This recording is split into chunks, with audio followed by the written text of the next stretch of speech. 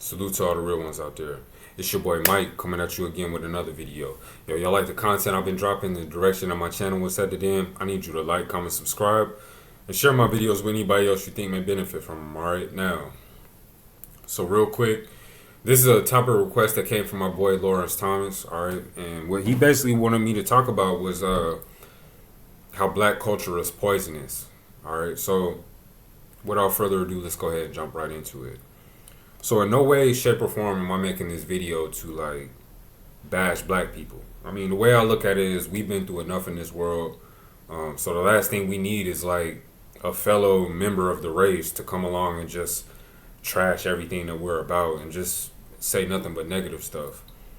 However, it's like there's no way that we can move forward until some of the stuff that we're facing as a whole gets put out on the table by us. Not by the media, not by another group over there that's hating or got something to say about black people, but by us, ourselves, all right?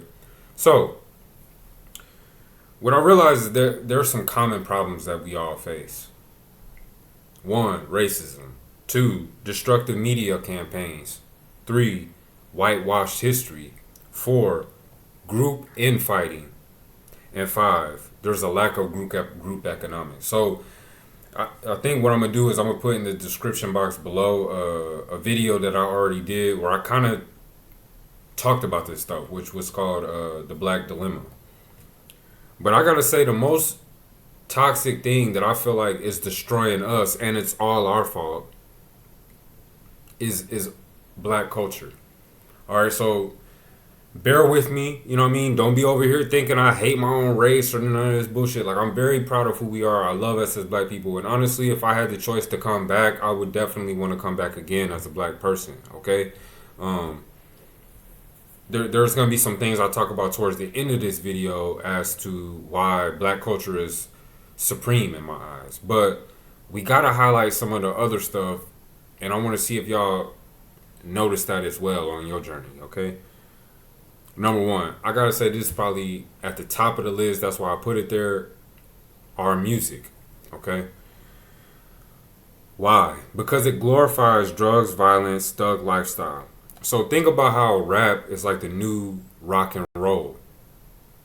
How many rappers die every year compared to other genres? Like, bro, it's astronomically higher the amount of black men and rappers who die compared to, let's say, the amount of, I don't know, country singers or pop artists from other races. Like, that stuff is unheard of. Only in our culture, specifically with our music, is it being pushed to be a drug kingpin, to be a gangster, to be, you know what I mean, reckless, or to be real loose with your sexuality and just, you know, fuck mad women and all this other stuff. Like, our music is definitely number 1.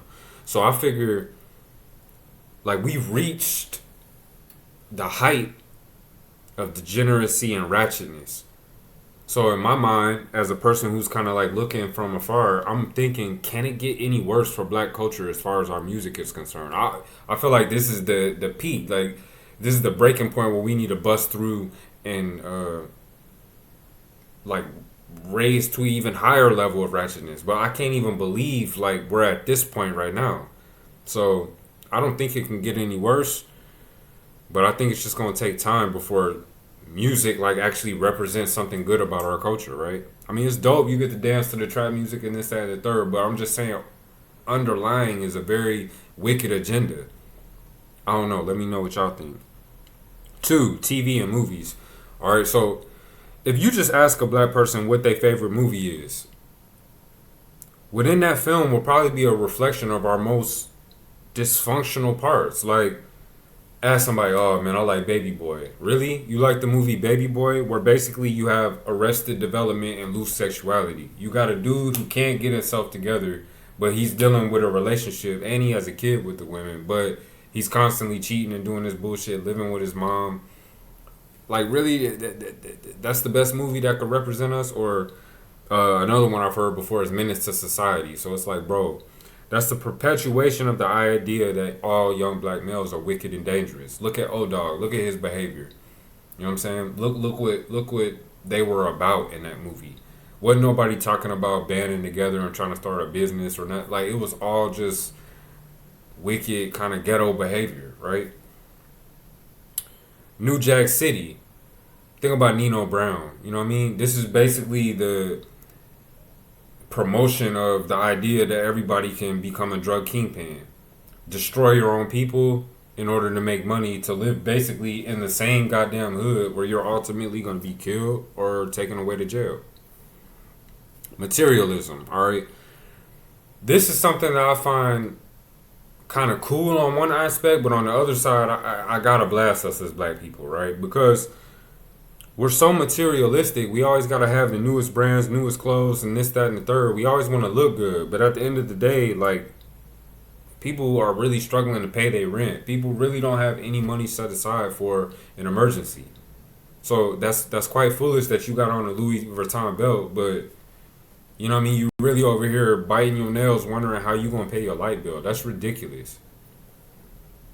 Void of spirituality. So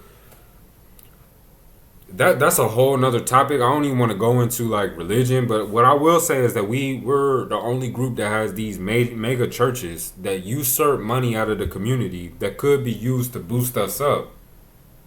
But that's not the case, you know what I mean? Like, one of the most famous pastors, black preachers, whatever you want to call him, his name is Creflo Dollar. Y'all don't find that a little bit odd? I don't even gotta go into it.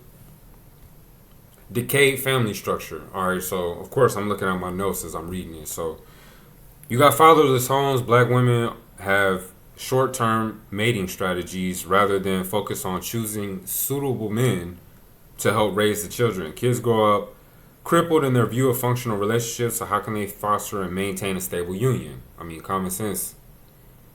Options are to search hard within your race and possibly drop your standards. Play the field being a bachelor who just decides, I ain't even going to settle down with these chicks. Travel outside the United States to find a black woman, or you're going to have to date outside your race to get desirable results. Now, listen, bro, I'm just one man.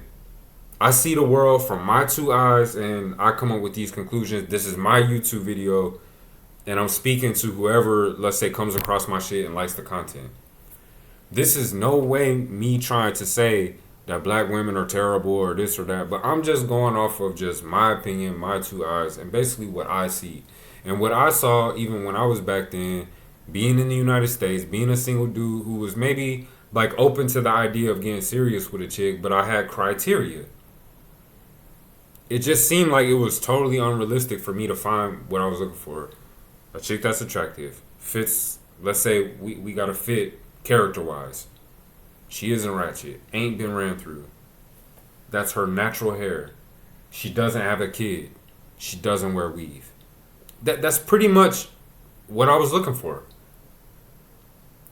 Not to say it doesn't exist, but bro, from the ages of, let's say 16, 17, when I first started dating, all the way up till 25. That's 8 years where I just did not find all of those things within one woman.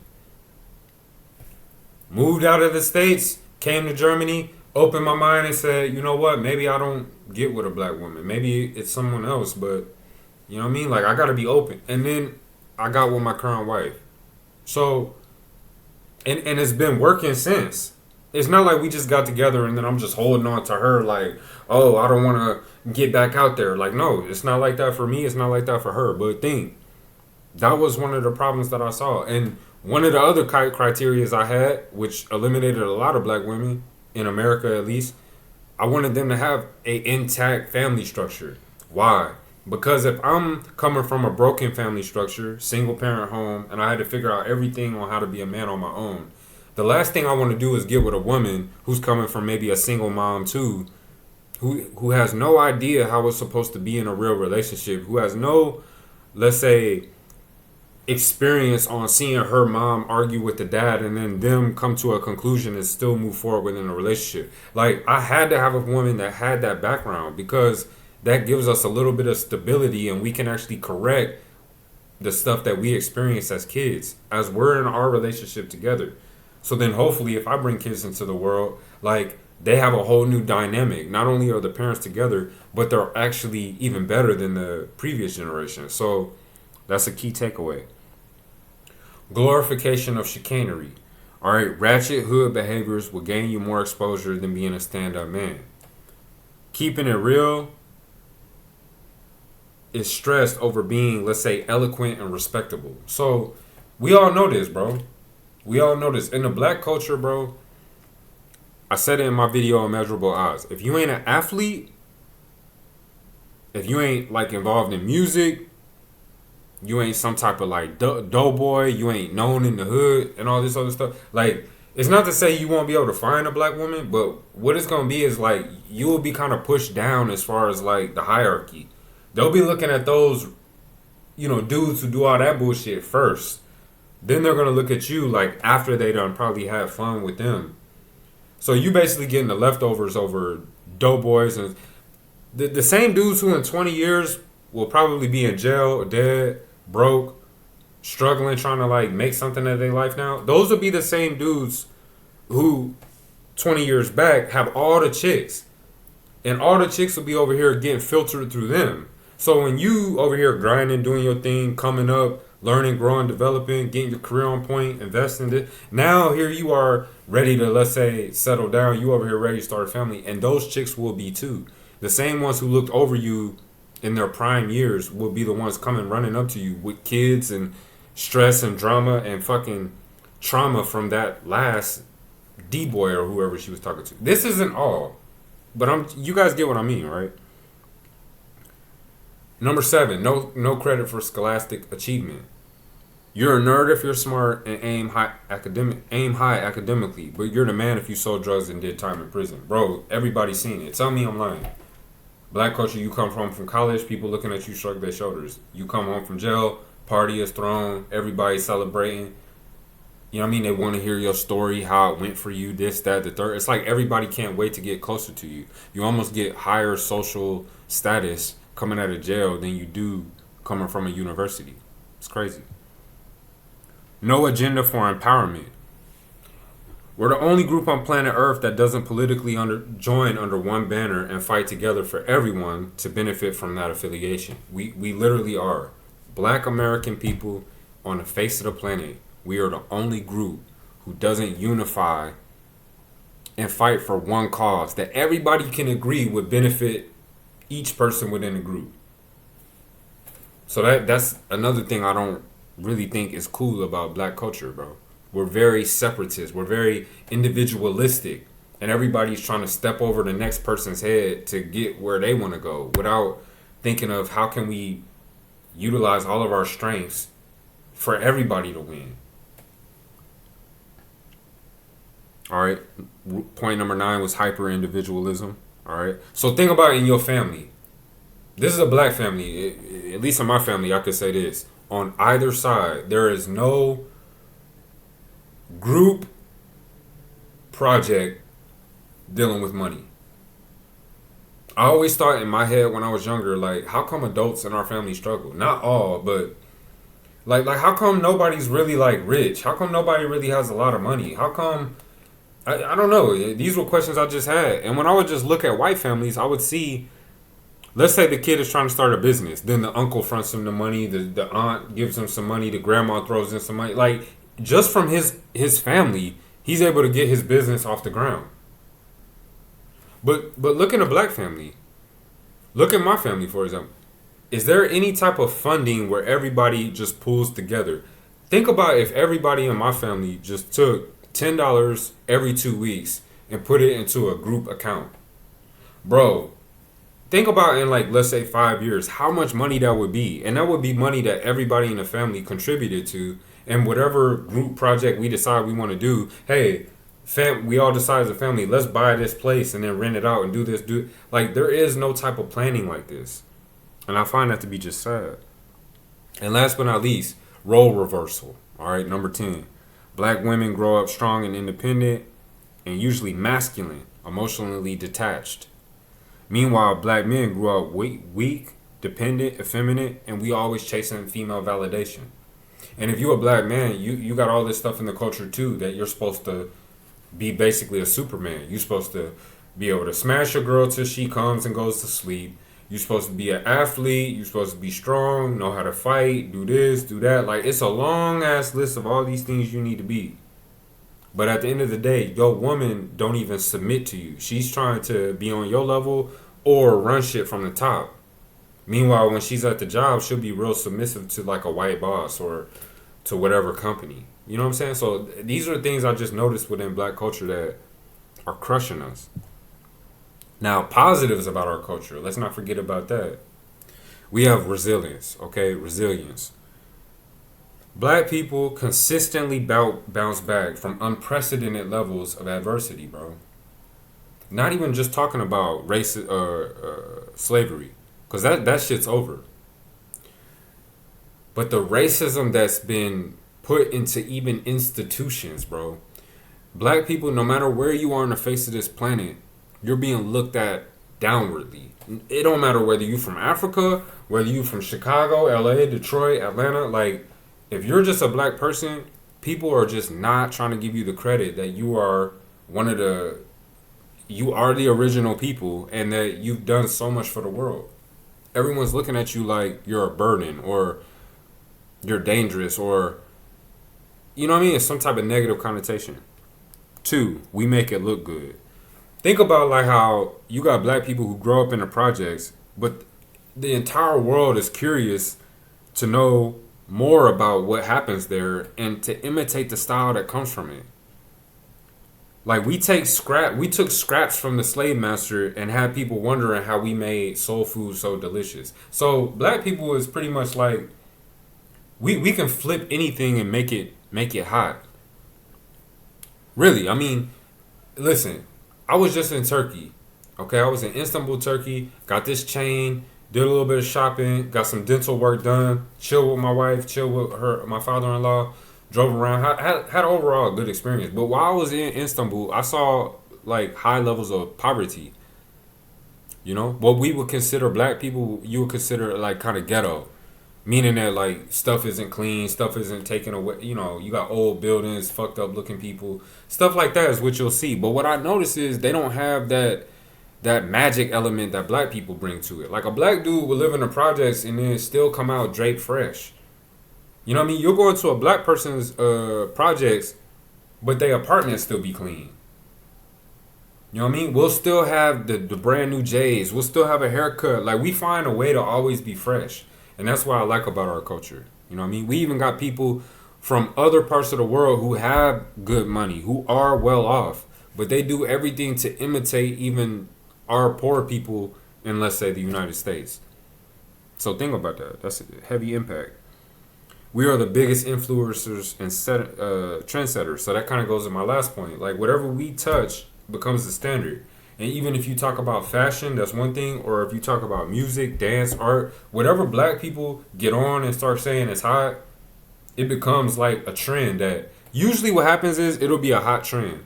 People will start imitating. But what will happen eventually is usually white people good at this. They'll come like 5 years after the trend and already been hit. Like after the trend already made an impact. Then they'll take it and act like they are the ones who crafted it. And from that point forward, the association to the trend will go to white people. That's what we call cultural appropriation. Black girls been twerking for hundreds of years. White girls start twerking. Now you hear twerk, twerk, twerk. Like twerk is now everything going on. But dog, even in the mid 90s, we had that song Whoop There It Is. Like black girls been twerking, been killing the dances and all that. But you ain't gonna never get the credit. 4. We reached the top starting from zero. We have no generational wealth, but we still win. So think about, bro, if you a black person watching this video, just be real with yourself. Who left you something? That's real talk. Who left you something? Did your grandfather leave, let's say, a place in the Hamptons? Did he leave you a condo in the Virgin Islands? Did he leave you money for college? Did he leave you anything? Did your mom think about you turning 18 and already had keys to a whip, already had money for school? Like more than likely, you didn't get shit. And it's nothing against our parents, but think about the fact that You're a kid who's coming into the world where everybody's competing to try to make something. You know, that's why when you think about different cultures and stuff, it's called a race. We're effectively racing to be number one. But black people, we always starting on zero. Ain't nobody got nothing for you. 5. We're the quintessential pioneers, and this is of countless industries, civilizations, and innovations. You're not going to hear about how many things that black people actually made, which allow this world to function 50 to 100 times better than it was before. All right, you'll hear about Thomas Edison, but you won't hear nothing about Lewis Lattimore.